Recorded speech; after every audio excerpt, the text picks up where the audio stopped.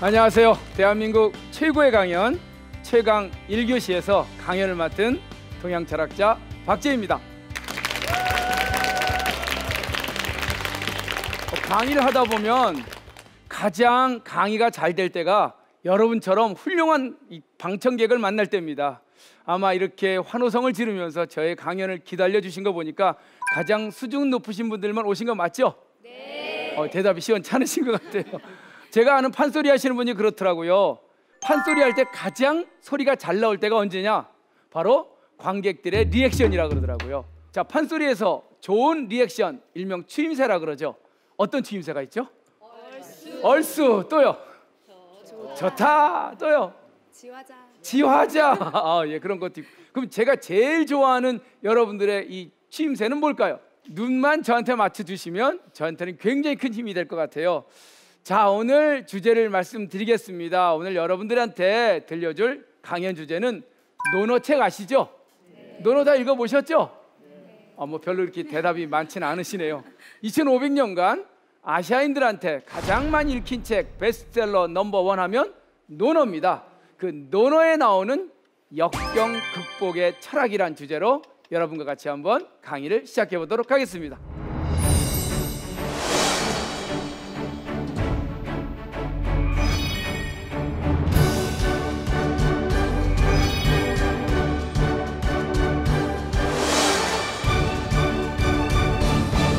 옛날에 고시 공부하는 사람들, 즉 과거 공부하려면 항상 읽었던 책이 논어책입니다. 그래서 논어책 처음부터 끝까지 다 읽고 줄줄 외워야 비로소 관료가 되거나 또 어디 가서 나 논어 좀 읽었다라는 소리를 할 수 있는데, 사실 이 논어책을 읽기가 쉽지 않아요. 왜냐하면 글자 수도 많지만 내용이 왔다 갔다 해요. 그래서 제가 오늘 주제를 하나 딱 잡은 게 뭐냐면, 논어에서 나오는 가장 아름다운 인간의 문양이 어떤 문양인가, 이게 오늘 제 논어책의 가장 중요한 강의의 방향입니다. 그런데 원래 인문의 원래 뜻은 뭐냐? 제가 지금 사람인자 그럴 문자라고 안 썼죠? 예. 사람인자 문양 문자입니다. 그러니까 간단히 얘기하면 책을 많이 읽거나 뭐 글지식이 많다 그래서 인문학 공부한 게 아니라 사람의 살아가는 문양이 참 아름다운 분이 진짜 인문학자예요. 논어에 나오는 얘기입니다. 정말 아름다운 인간의 문양이란 뭐냐? 집에 들어가서 부모에게 효도하고 밖에 나와선 윗사람 공경할 줄 알고 또 주변 친구들하고는 신뢰와 약속을 지키고 또 힘들고 어려운 자들에게는 그 아픔을 공감할 수 있는 자라면 참으로 아름다운 인간의 문양을 갖고 사는 자이다. 이걸 논어에선 군자라고 얘기합니다. 공자의 어린 시절은 참으로 불우했다고 해요. 사마천 사기에 보면 공자의 어린 시절 3살 때 아버님이 돌아가셨대요. 24살 때 어머님이 돌아가셨으니 홀어머니 밑에서 큰 거죠. 정말 인생의 가장, 요즘은 흙수저라고 표현해야 되나? 좋은 집안 출신이 아니에요. 태어나 보니까 아버지 얼굴도 없어요. 그냥 어머니 혼자만 계셨던 것 같아요. 저 산동성 곡부라고 하는 시골 동네, 권리라고 하는 일명 빈민가 거리에서 어린 시절을 보냈어요. 그러다가 인생을 계속 업그레이드 시켰죠. 왜? 아름다운 인간의 문양은 지금의 나의 한계를 극복하고 끊임없이 수련을 통해서 나를 업그레이드 시키는 게 가장 위대한 인간이다라고 너는 얘기를 하거든요. 그래서 공자는 끊임없이 자기를 업그레이드 시킵니다. 요즘 말로 하면 개천에서 이게 공자님 얘기예요. 모든 인간은 귀한 존재이기 때문에 출신 성분 배경과 상관없이 얼마든지 자기가 노력만 하면 뭐가 될 수 있어요? 뭐가 될 수 있어요? 용이 될 수 있다는 겁니다. 군자가 될 수 있대요. 그래서 공자는 자기 쭉 계속 업그레이드 시켜요. 나중엔 제자들이 모여들고 어마어마한 학파가 만들어집니다. 수없이 많은 제자들, 재벌 출신도 와요. 제자로 부모 자식이 같이 와요. 공부하겠다고. 자로 같은 조폭 출신도 모여들고 여간 온갖 성분의 사람들이 공자에게로 몰려들어요. 왜? 그 사람이 꿈꾸는 가장 아름다운 인간의 문양이 뭔지를 배우고 싶었던 거예요. 그래서 어떤 누구가 그래요. 선생님은 참 이렇게 아는 게 많습니까? 아니 세상을 어떻게 그렇게 모든 걸 통달하십니까? 태어날 때부터 성인의 자질을 갖고 태어나신 모양입니다 라고 그래요. 공자가 그때 그런 얘기를 해요. 저요? 제가 이렇게 많은 것이 많고 통달한 이유는 태어날 때부터 내가 뛰어난 사람이 아니에요. 그러면서 하는 말이 뭐냐? 한번 읽어보세요. 오소야 천야라 고 다능비사라. 잘 따라 하시네요.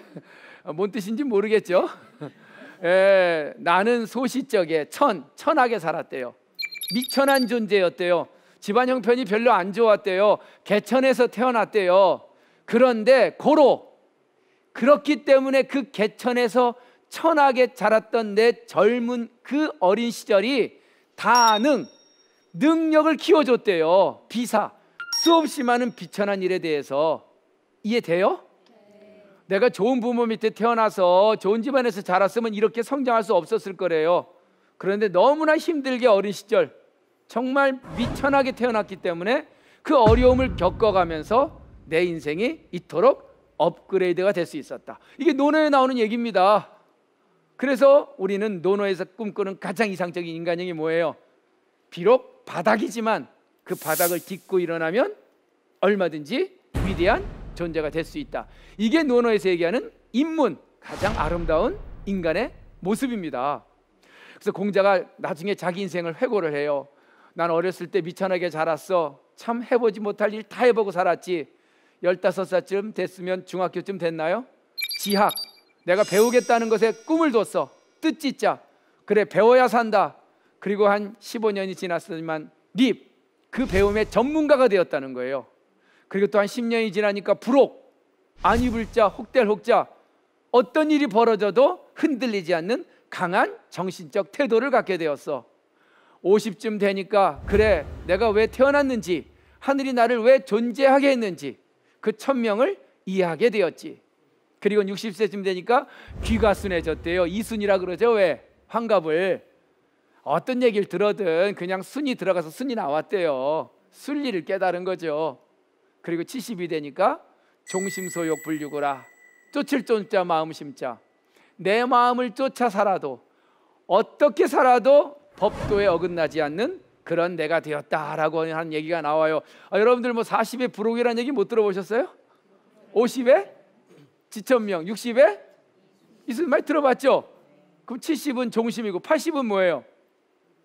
80은 없습니다. 73세에 돌아가셨어요.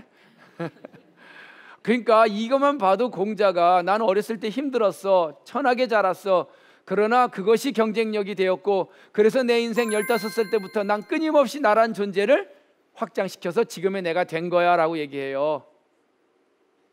전 좋은 집안에 태어나서 정말 요즘 젊은 사람들 꿈이 그거더만. 네 인생의 꿈이 뭐냐? 3글자인데 건물주. 글쎄요, 건물주가 되는 게 행복하긴 하겠네요.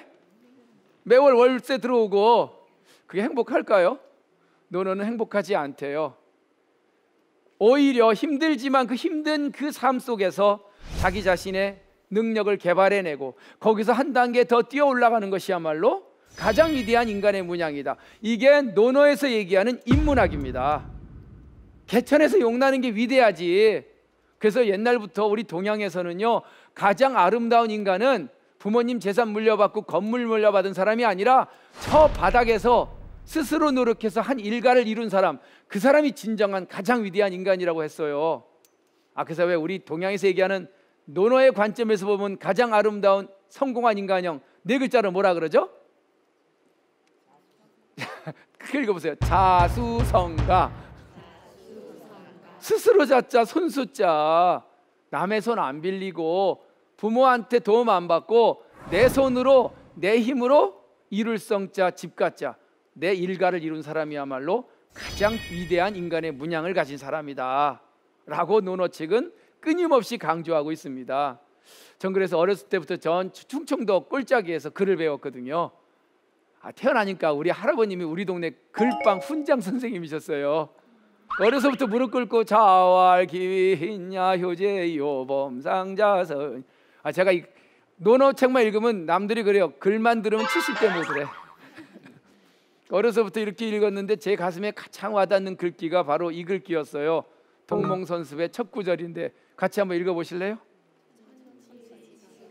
내가 한번 할 테니까 따라 읽어보세요. 우리 시청자 여러분들도. 천지지간 만물지중 유인체기. 글자만 봐도 들어오죠? 하늘과 땅 사이 이 공간 가운데 만물지중 모든 존재하는 만물의 무리 가운데 유인 오직 인간이 가장 귀한 존재니라. 이게 유교에서 얘기하는 헌법 1장 1절입니다. 모든 인간은 이 하늘과 땅 사이 어떤 존재보다도 가장 귀한 존재로 태어났다. 그러니 인간은 태어날 때부터 가장 위대한 하늘의 마음을 갖고 태어났대요. 그러니까 여러분들 가슴속에 다 뭐가 있어요? 하늘이 있대요. 하늘. 서로 둘씩 마주보고 서로 얘기해 보세요. 하느님이라고. 좀 공손하게요.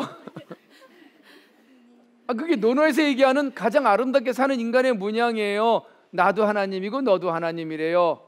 저 밑에 나보다 직업이 좀 천한 사람이 오더라도 하나님이라고 존경해 줘야 된대요. 세상의 모든 존재는 성별, 직업의 귀천 상관없이, 출신과 상관없이 다 하나님으로 태어났대요. 왜? 인간이란 존재 자체가 천지지간에 가장 위대한 존재라는데요. 전 논어를 읽다 보면 이런 데서 막 가슴이 떨려요. 한 인간이 이 우주 사이에 가장 위대한 존재로 태어나서 그 힘들고 어려운 내 인생의 역경을 통해서 한 단계 한 단계 성장해 나간다는 거야말로 논어에서 꿈꾸는 가장 아름다운 인간의 모습이다 라고 우리는 이 논어책을 읽으면 보입니다. 아마 우리 대한민국 한민족이 있다면 이 철학이 우리한테 아주 몸소 갖고 있는 일종의 유전자 같은 거 아니에요? 수없이 많은 외적의 침입도 받고 경제 위기도 겪고 그럼에도 불구하고 그 역경을 통해서 우리 민족은 한 단계 한 단계 성장해 왔다면 우리 민족의 삶의 문양을 한마디로 얘기하면 유교에서 꿈꾸는 역경 극복의 문양을 갖고 있다. 전 이렇게 오늘 좀 정의를 하고 싶습니다. 그래서 논어책을 제가 이 11,500글자를 쭉 처음부터까지 이렇게 읽다 보니까 군자란 말이 나와요. 군자 들어보셨죠?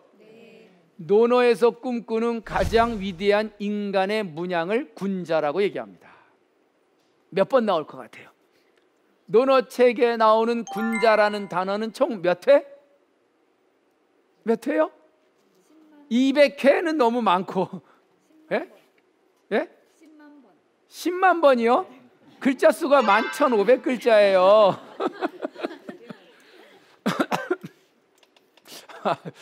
어쨌든 논어책에 군자란 단어가 쭉 세어보니까 제가 세어봤거든요. 107번 나와요. 군자는 뭐 그 중에 한두 가지는 우리가 항상 들어봤을 거예요. 군자는 하면 떠오르는 거 없어요? 군자는 군자는 대로행이다. 예, 그런 말은 없습니다.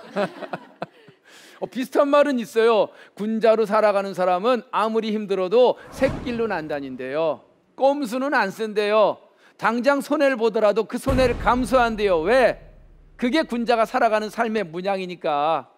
전 그래서 오늘 이 논어책을 여러분과 같이 읽으면서 그 수없이 많은 얘기 다 할 수 없으니까 군자라는 인간이 어떻게 삶을 살아가는지 그것만 좀 뽑아서 오늘 압축 정리해서 논어책 보니까 이렇게 살아가는 게 가장 위대한 군자의 삶의 문양이래 라는 요점 정리를 좀 해드리고 싶은데 어떻게 한번 해보시겠습니까? 네. 주임새 좋습니다. 제가 오늘 첫 번째로 꼽은 건 같이 읽어보시죠. 궁즉통. 어서 많이 들어봤죠? 뭔 뜻이에요? 궁즉통. 궁하면 통한다.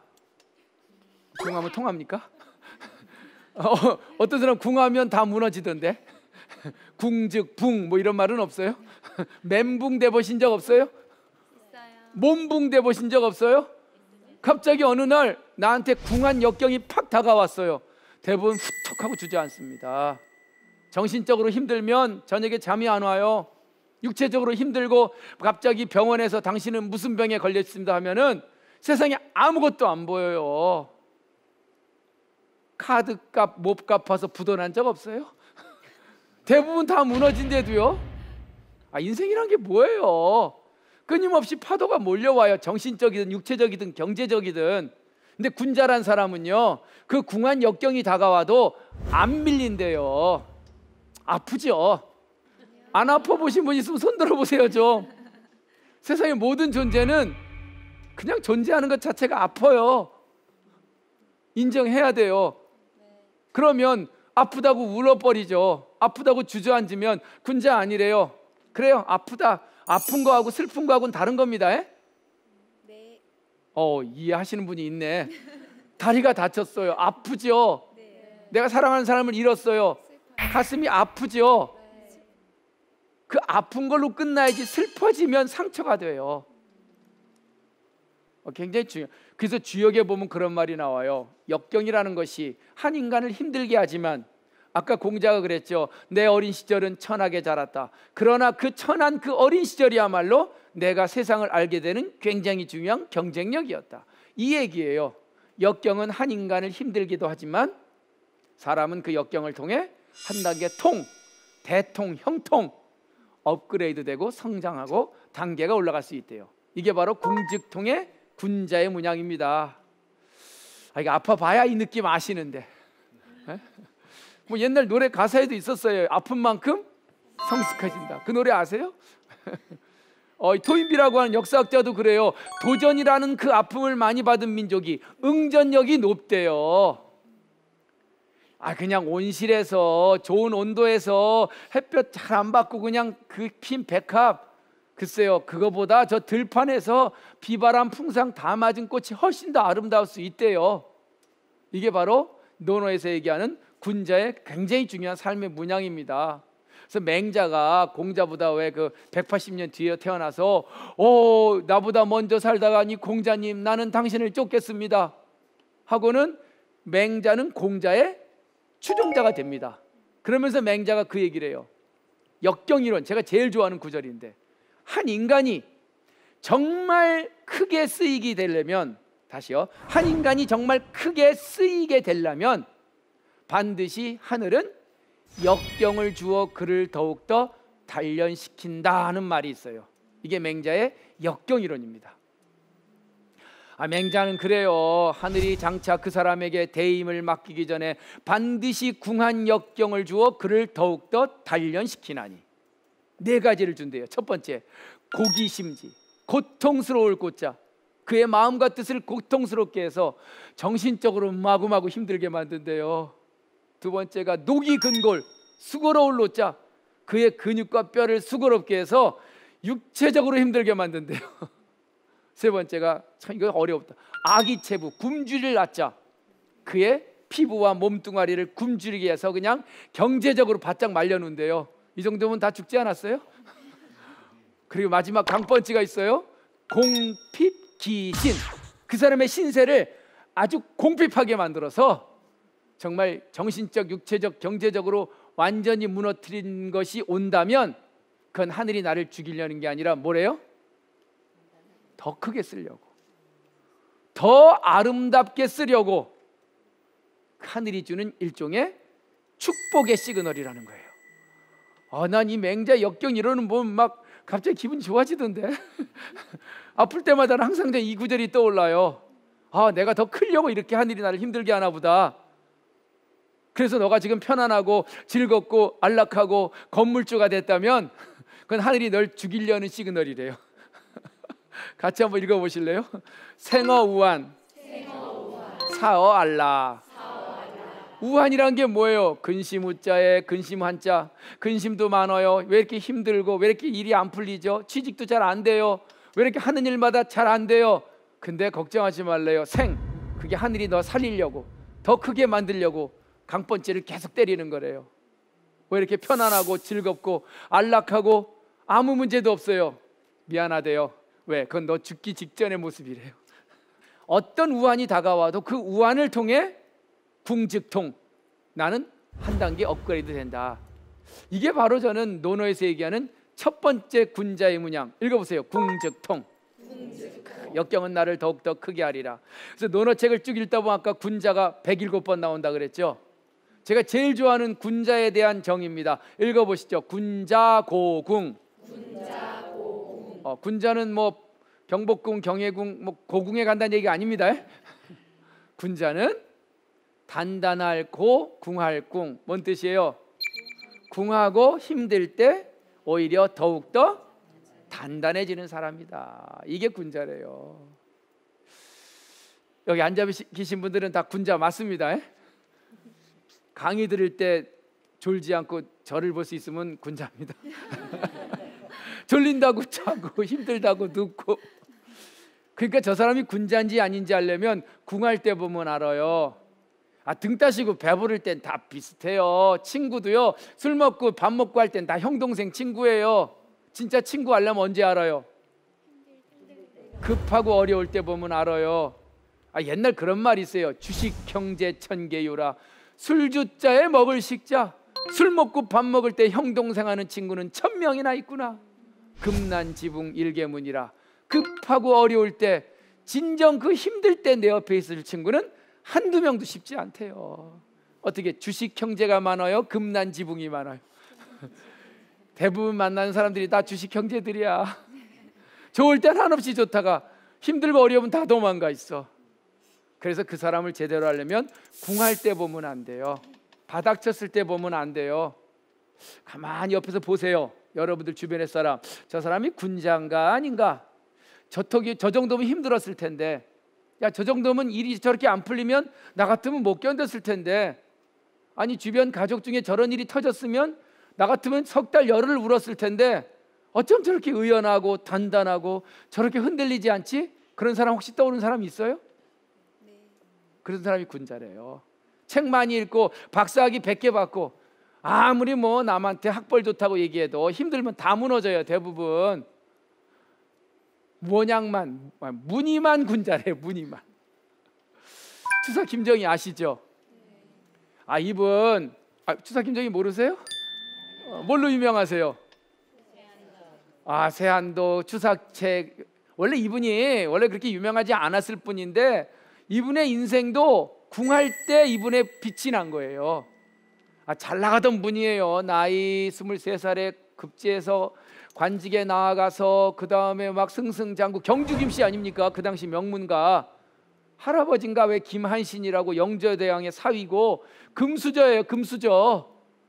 그러니까 관료로서 계속 승진합니다. 55세에 국방부 차관이 뭐예요? 병조 참판. 그러니까 한 번도 인생에 궁할 궁자, 역병을 그렇게 겪어보지 못한 사람이었어요.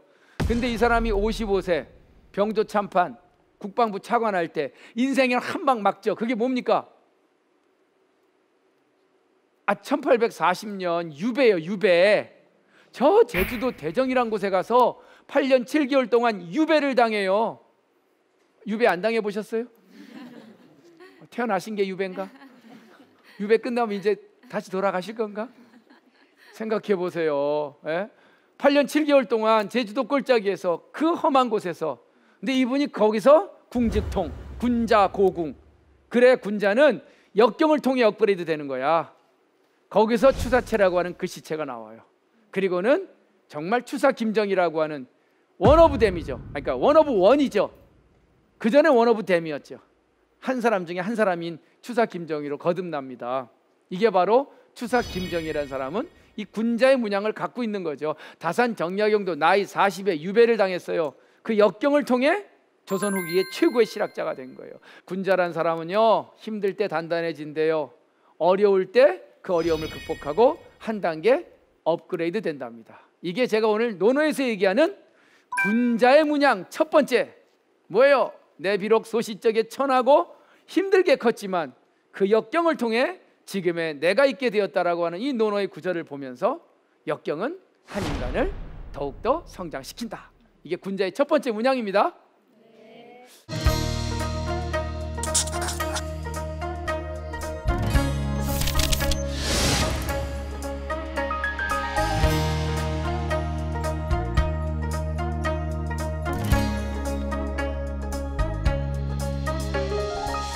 논어의 첫 구절, 바로 군자란 사람이 가장 행복해하는 세 가지가 있대요. 첫 번째, 학습. 이야, 좋아하시죠? 네. 학이 시습지면 불영여로와. 이건 뭐 워낙 많이 아시는 여라. 그래서 이게 워낙 논어의 첫 구절이에요. 배우고 그 배운 걸 수시로 내 몸에 습득하는 거야말로 군자가 인생을 살아가는 가장 조이펄하다. 영어로 기쁜 일이래요. 기쁜 일. 예? 돈 버는 것보다 기쁠까? 대답이 없으세요? 예? 승진하는 것보다 기쁠까요? 아, 돈 버는 게 기뻐요? 아, 공부하는 게 기쁘다. 역시. 야, 그래서 어떤 분이 이 구절이 너무나 좋아서 그런지 조선시대 어떤 분이 아들을 하나 낳았는데 아들 이름을 여기서 줬어. 시습이라고 들어봤어요? 김시습이라고 하는 분의 이름도 여기서 나왔어요. 아, 그러니까 학습이야말로 인생의 가장 큰 기쁨이래요. 그래서 옛날에 인생에서 가장 최고의 칭호가 뭐냐? 학생입니다. 학생. 학생이라는 단어가 최고예요. 학생이 뭔 뜻이에요? 학습을 좋아하고 학습을 하는 그 사람을 학생이라고 부릅니다. 그래서 왜 조상님들 추모할 때 돌아가신 분한테 왜 아버님 위패 써보셨어요? 제사상에서 뭐라고 써요? 현고 학생 부군 시인이. 그게 뭔 뜻이에요? 현 나타나세요. 고 돌아가신 우리 아버님. 학생 뭐예요? 배움을 가장 좋아하셨고 배움을 가장 기쁘게 여기셨던 집부자 임금군자, 우리 집의 어르신, 그게 학생 부군입니다. 아닌가? 현고 주당 부군신이 술을 너무나 좋아하셨던 우리 집의 어르신, 현고 주식 투자 고수 부군신이. 물론 돈 버는 것도 행복하고 높은 자리에 올라서 결제 도장 찍는 것도 행복하지만 군자로 살아간다는 건 배우는 거래요. 그 배움의 기쁨이 어마어마하대요. 여러분들 책을 한번 읽거나 이런 강연을 듣고 자기가 꿈꿨던 생각했던 것과 탁 맞았을 때 느끼는 그 짜릿한 기쁨 아시죠? 그건 뭐라고 얘기도 못하겠죠. 맞아. 이런 느낌이야말로 인생에서 계속해서 진동처럼 오는 인생의 가장 큰 행복이라고 생각한다면 그분은 이미 뭐예요? 군자입니다. 군자. 두 번째는 친구가 있는 사람이래요. 친구 있어요? 주식 형제. 술 먹고 밥 먹을 때 형동생 하는 친구들은 친구 아니에요. 친구란 뭐예요? 소울메이트. 정말 막역한 친구라 그러죠. 내가 어떤 일을 해도 어떤 어려운 경우를 당해도 나를 거부하지 않고 함께 해줄 그런 친구. 이런 친구와 인생을 산다는 건 참 중요한 군자의 두 번째 기쁨이래요. 어떤 분들 친구 많다 그러면서 뭐 우리 딸내미 결혼식장에 요번에 500명이 왔대.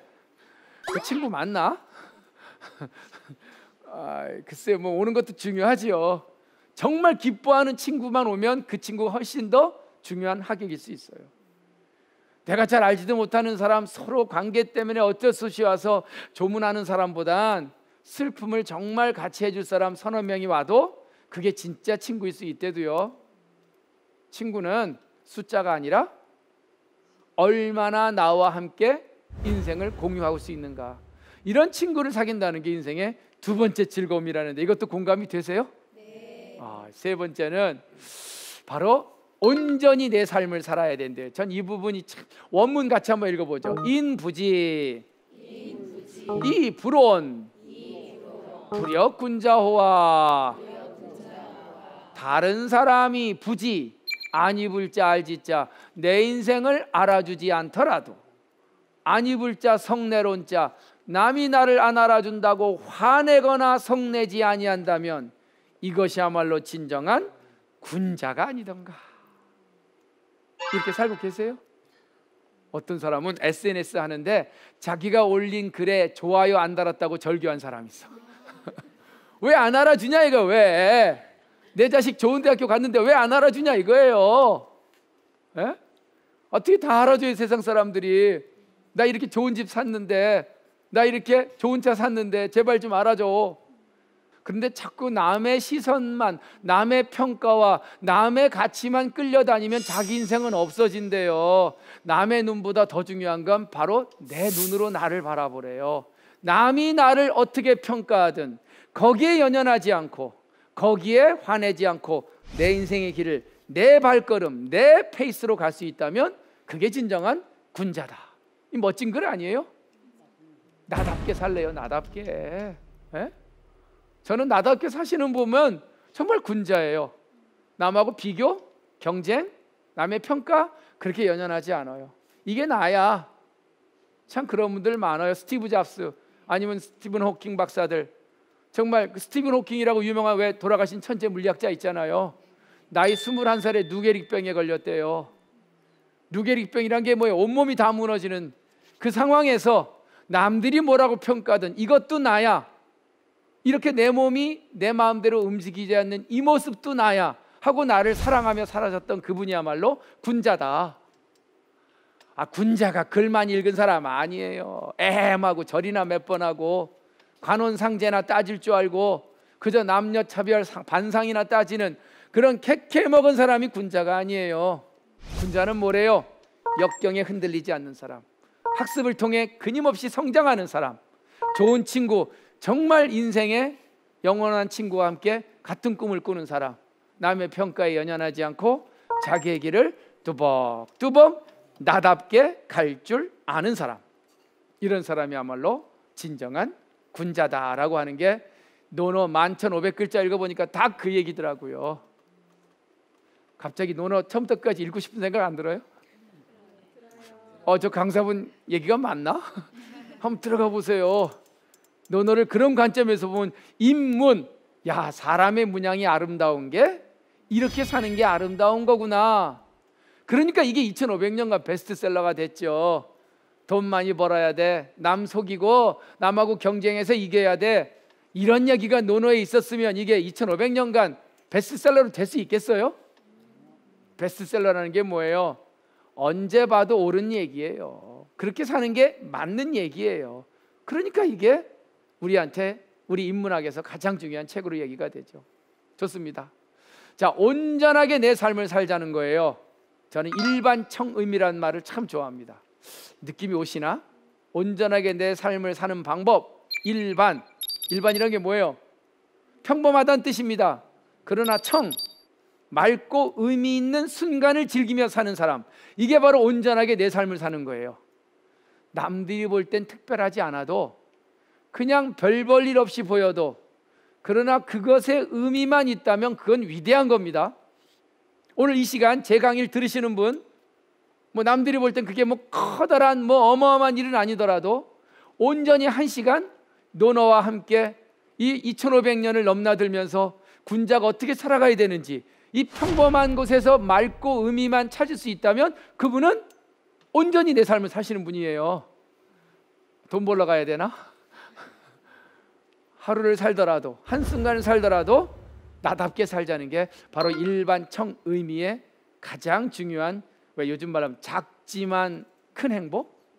네. 소확행이란 단어, 어쨌든 그게 바로 이런 부분이에요. 남의 평가나 남의 가치에 연연하지 말고 나답게 평범하지만 의미 있게 살자, 그런 얘기가 굉장히 중요합니다. 그래서 제가 논어를 쭉 읽어보니까 제가 제일 좋아하는 하이라이트 장면이 있어요. 그게 바로 공자의 제자였던 증점이라는 사람 아세요? 증점? 어쨌든 공자의 제자인 증점이 자기 인생의 가장 행복한 꿈을 이야기하는 게 나와요. 근데 이 구절이 별 볼 일 없어 보여요. 왜냐하면 너무나 일반적인 얘기라. 그래서 근데 공자는 이 얘기를 듣고 너무 행복해해요. 그래, 그거야말로 온전히 네 삶을 사는 거야.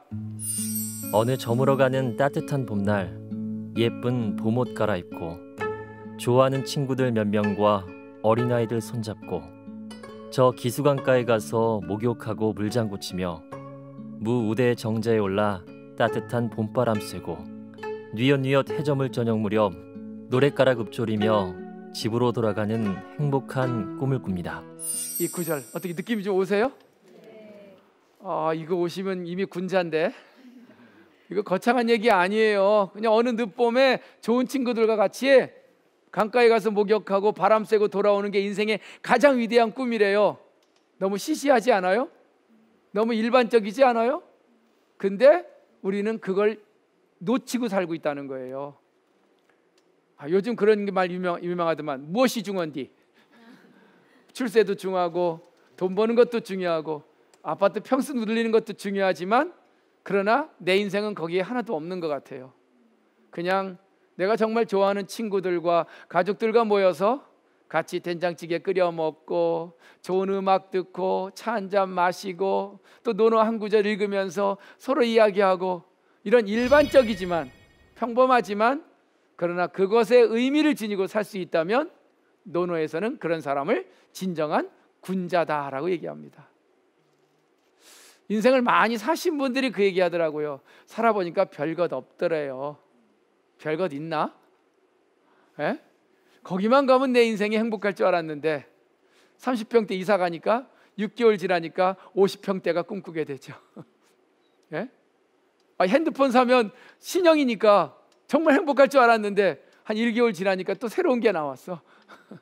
끊임없이 내 인생을 사는 게 아니라 끌려다니는 거죠.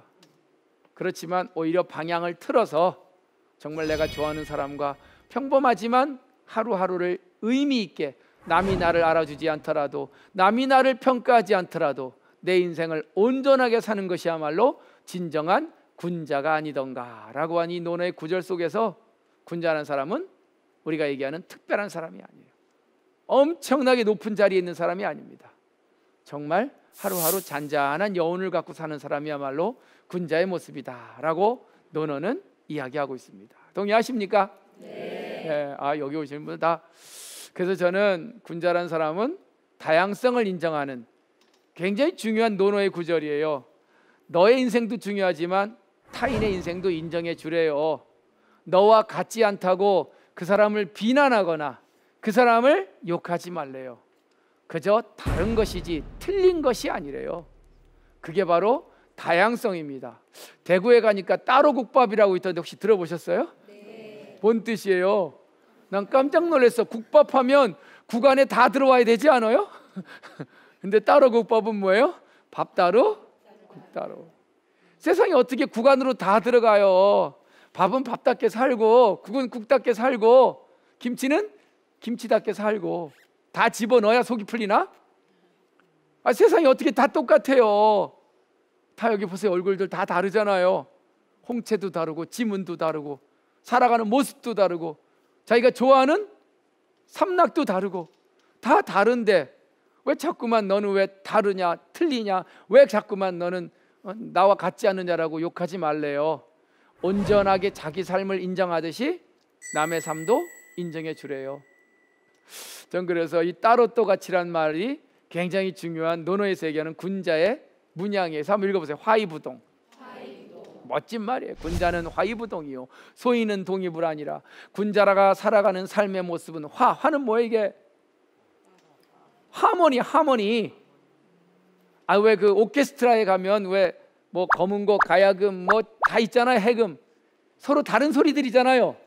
따로 다르죠. 근데 그 소리들이 만나서 뭐가 돼요? 밤밤밤밤 이 소리 나오나? 얼마나 멋진 하모니예요. 그게 화입니다. 그래서 군자는 다름과 다름을 인정하고 그 다름이 만나서 화합을 만들어내는 사람이지 너는 나랑 같아야 돼, 넌 왜 나랑 달라 하고 같음을 강요하지 않는데요. 다시 읽어보세요. 화이부동. 대한민국에 5천만 명의 국민이 있으면 다 5천만 명의 색깔로 살아가도 돼요. 안 되나? 다 아름답고 화려하고 천지지간 만물지중에 오직 인간은 가장 위대한 존재이고 하나님이기 때문에 누구든 자기 색깔 자기 향기대로 살아갈 권리가 있고 의무가 있어요. 자, 이번에 다시 한번 정리해보죠. 인생의 삼락 뭐라 그랬죠? 학습. 배워라. 또요? 좋은 친구와 함께 온전한 내 삶을 살고 내 주변의 삶도 인정해줘라. 작지만 그 일반적인 곳에서 내 인생의 가장 위대한 아름다움을 창출하며 살아라. 참 논어책 어때요? 읽어보니까 괜찮아요? 네. 절 몇 번 하라는 얘기가 안 나와서 섭섭해서 어떡하죠? 에? 뭐 홍동백서, 동저서열, 뭐 앞에 제사상은 어떻게 차리고, 뭐 양반한테 뭐 절은 몇 번 하고, 논에 이런 얘기 나와요? 그거 안 읽어본 분들이 자꾸 그 얘기를 하는 것 같아. 읽어본 사람은 절대 그 얘기 못해요. 왜? 홍동백서란 말 안 나오거든요. 그냥 자식이 부모님이 날 낳아줬으니 고맙습니다 하여 그분이 돌아가신 날 그분을 추모하는 제사는 지내는 게 좋다. 제사도 돈만 보내고 안 지내는 건 제사가 아니니 가능하면 참석해서 만나는 게 좋다. 이런 얘기는 나와요. 에? 논어 안 읽으신 분들이 자꾸만 이상한 그 논어란 책이 굉장히 요즘 영어로 practical 아주 실질적인 책이에요. 인생을 살아가면서 어떻게 살아가야 될지, 친구와는 어떤 관계를 맺고 부모 자식 관계는 어떤 관계인지, 훌륭한 인재로 산다는 건 어떤 사람인지, 인생에서 가장 행복한 게 뭔지, 다 이런 질문에 대한 답이 바로 노노의 이야기입니다. 그래서 전 노노에 대한 편견이 좀 깨져야 돼요. 어렵고 고차원적이고 죽고 나서 인생은 어떻게 되나요? 노노 이런 얘기 나와요? 누가 와서 그래요? 선생님, 공자님, 죽음이란 뭡니까? 아주 심각하게 물어요. 공자가 뭐라 그래요? 허허, 사는 것도 모르는데 어찌 죽음을 내가 알겠느냐? 귀신을 섬기는 방법을 묻습니다. 어떻게 귀신을 섬겨야 정말 잘 섬기는 겁니까? 공자가 뭐라 그래요? 야 이놈아, 산 사람도 못 섬기는데 어떻게 죽은 귀신을 내가 섬기는 걸 알겠느냐? 죽은 귀신 섬기는 것보다 누구 섬기래요? 살아있는 부모님 섬기래요. 살아있는 내 친구한테 잘하래요. 죽고 나서 어디 갈까 고민하지 말고 어떻게 하래요? 어떻게 잘 살 건지를 고민하래요. 아, 죽고 나면 끝이래요. 그냥 얼마나 구체적이고 실질적이에요. 인간이 하늘과 땅 사이에 태어나서 어떻게 하면 온전하게 나를 느끼며 내 영혼의 그 떨림을 느끼며 살아갈까? 이게 바로 노노가 꿈꾸는 가장 위대한 인간의 군자의 모습입니다.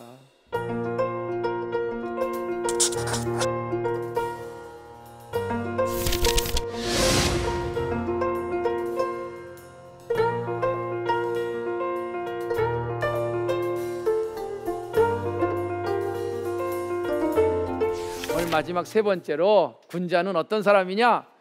영혼이 떨리는 사람이래요. 흥하세요. 흥이 나면 어떻게 돼요? 왜? 배고픈 줄도?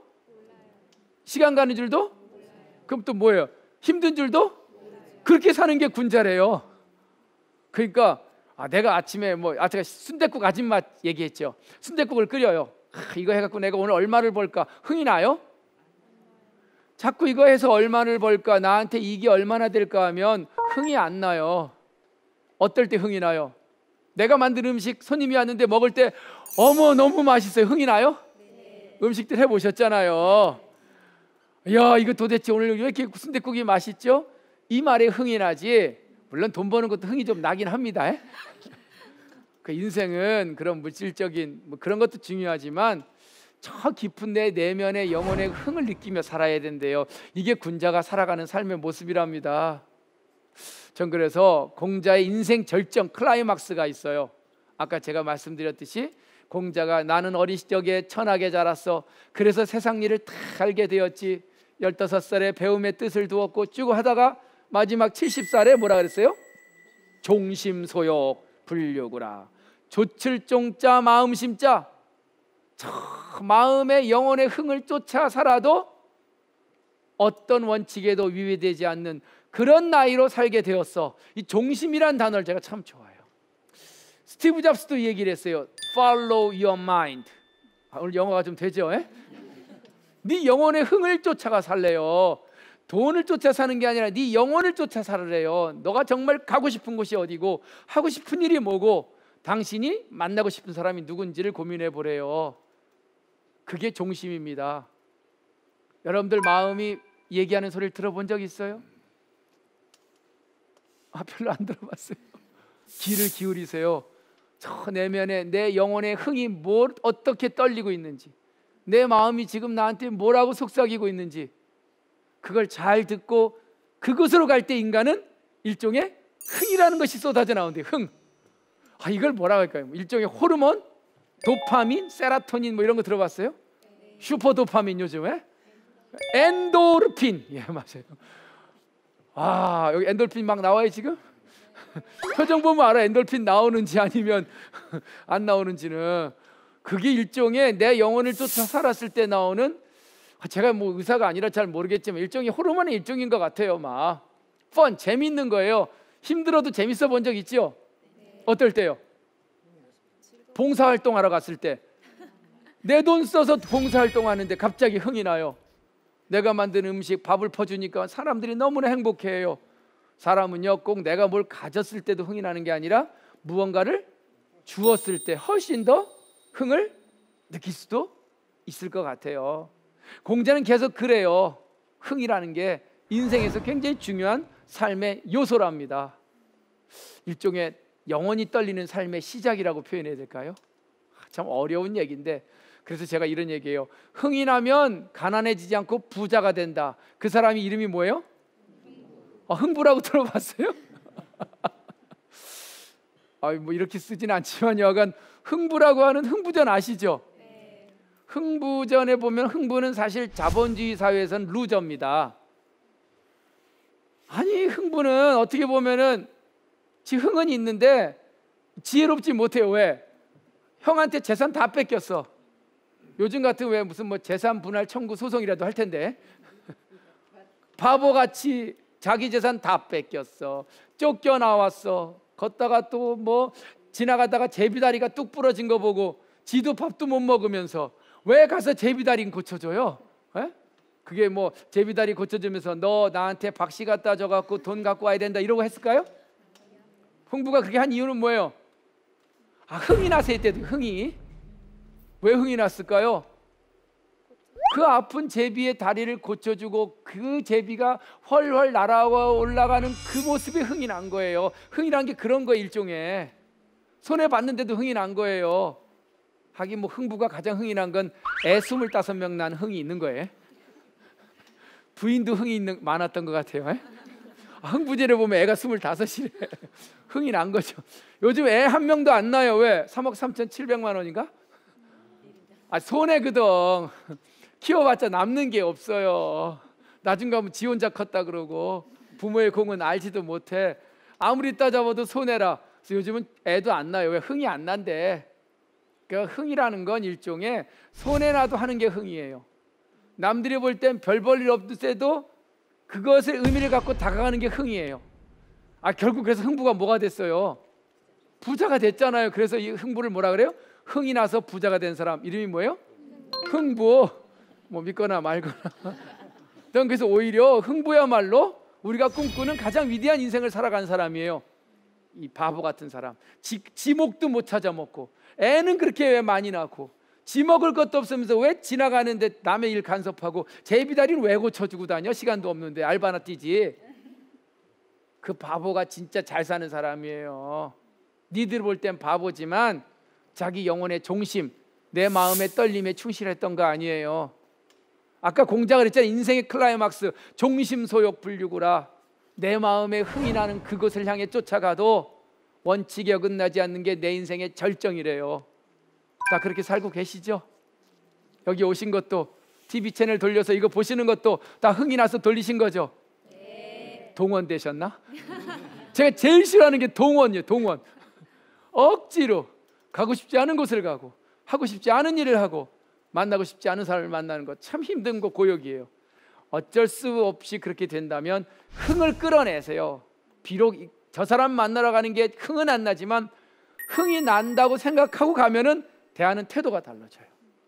전 그래서 논어책 쭉 읽으면서 제가 찾은 마지막 결론은 그래, 군자는 흥을 갖고 사는 사람이야. 이 흥이 있는 사람이야말로 진정 21세기의 진정한 새로운 군자야 라고 하는 생각이 들었습니다. 요즘 그래서 자본주의 이제 끝났어요. 돈 버는 게 행복이란 시대 행복하지요. 그러나 끊임없는 탐욕 때문에 결국은 가진 자와 못 가진 자는 더 벌어지고 못 가진 자는 그 못 가진 것 때문에 스스로 자기 인생을 부정하게 돼요. 가진 사람은 더 가져야 되기 때문에 또 부정당해요. 누구도 이길 수 없는 치킨 게임입니다. 그래서 전 자본주의 물론 인류가 이걸 통해서 정말 발전해 왔지만 이제는 그 극한에 온 것 같아요. 자본은 유한하니까 나누면 가진 자와 못 가진 자가 너무나 잘 나눠져요. 그래서 이제 자본주의가 끝나고 새로운 세상이 온다. 그러면 흥이 근본이 되는 세상. 무슨 주의라 그럴까요? 이거 어떻게 하셨습니까? 이건 제가 처음 만든 말입니다. 이제는 흥이야말로 내 인생의 가장 중심에 두자는 거예요. 예? 그것이야말로 학습을 통해서 흥을 느끼고 좋은 친구와 함께 흥을 느끼고 나에게 닿은 그 역경 자체도 흥을 갖고 바라보면 그 역경은 나의 성장에 굉장히 중요한 디딤돌이 될 수 있다.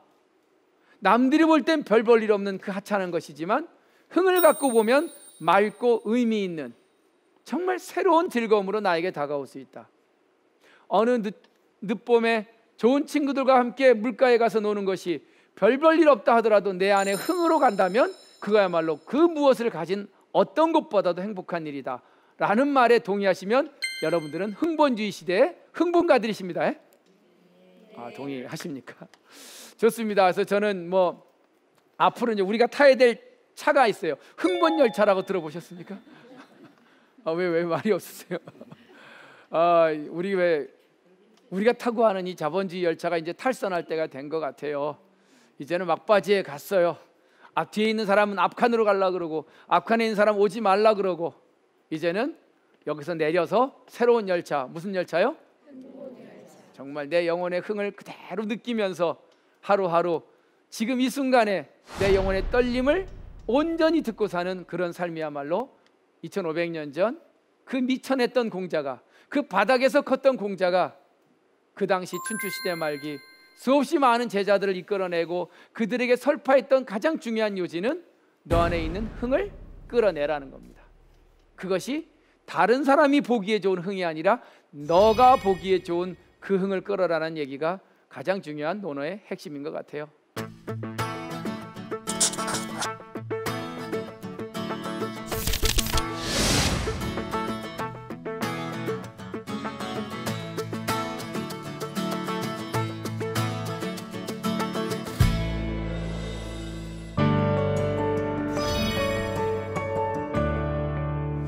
아까 궁직통이란 단어 기억나시죠? 힘들고 어렵고 참 곤란한 일을 당했을 때 어쩌면 그것은 내가 성장하는 굉장히 중요한 디딤돌일 수 있다는 이 말은 논어의 가장 중요한 철학인 것 같아요. 오늘의 한 줄 명언입니다. 인간은 역경을 통해 성장 발전한다. 역경이란 하늘이 인간에게 주는 가장 위대한 성장의 축복이다. 동의하십니까? 예, 좋습니다. 지금까지 대한민국 최고의 강연 최강 1교시의 박재희였습니다. 감사합니다.